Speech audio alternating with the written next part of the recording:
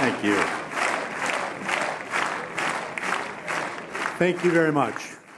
Good evening, almost good morning. Let me say that my career spans over 50 years. As a diplomat, as an academic, as a national security professional. And in those 50 years, I've probably heard thousands of speeches. Most of them I don't remember. I tell you, this evening I've heard 3 of the most inspiring speeches I've ever heard, and I will remember them. 2 from our Ukrainian colleagues, and of course, our speech from Madame Rajavi. And what do these stories have in common? Well, it's the age-old story of good versus evil, of good prevailing over evil, of the costly struggle of good over evil. And I'm not here to talk to you about your sacrifices. You have made more sacrifices than I could contemplate. You've lost your brothers, your sisters, your mothers, your fathers, your friends. I would just say that my understanding is that good does prevail over evil. And even though it is costly, it is worth the sacrifice. So thank you all for that.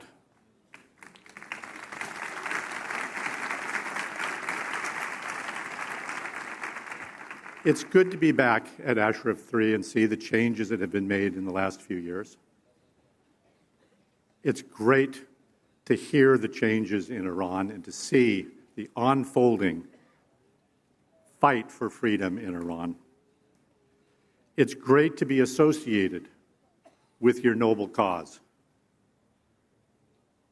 It's something that I will always be proud of.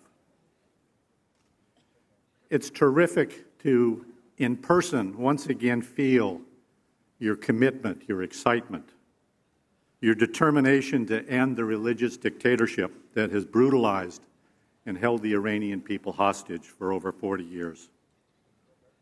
It's great again to feel your deep, deep devotion and your sacrifice for a free and democratic Iran.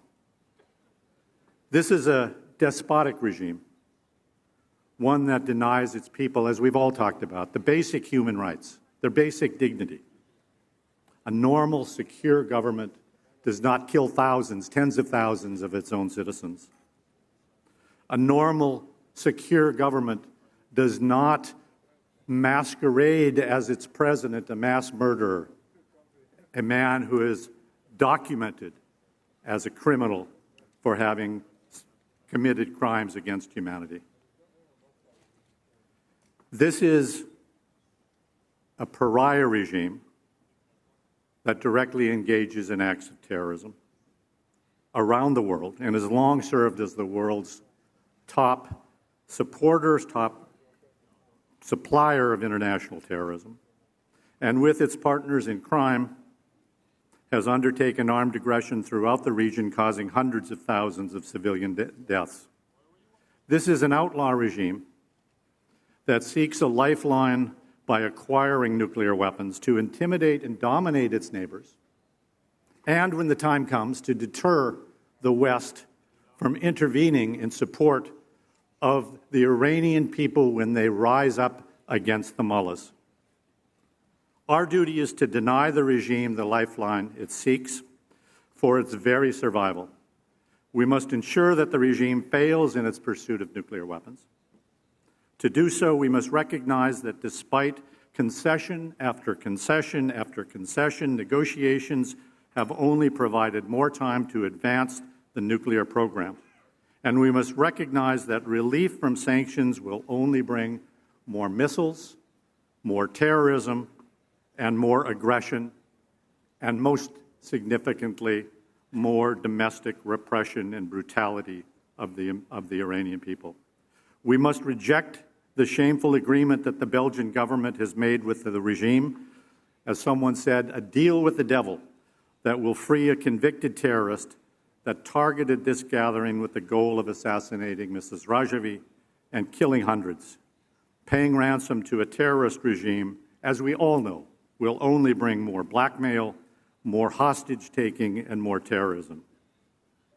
We must end the policies of appeasement from the West in its seemingly never-ending delusion that this regime will reform from within. It will not and it cannot.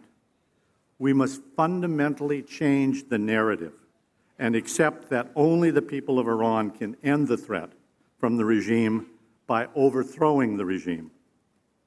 We must support the Iranian people in their valiant resistance. We must support the NCRI and the MEK. Mrs. Rajavi, thank you for your inspiration.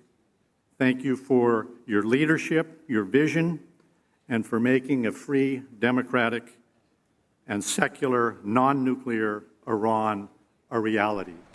I know that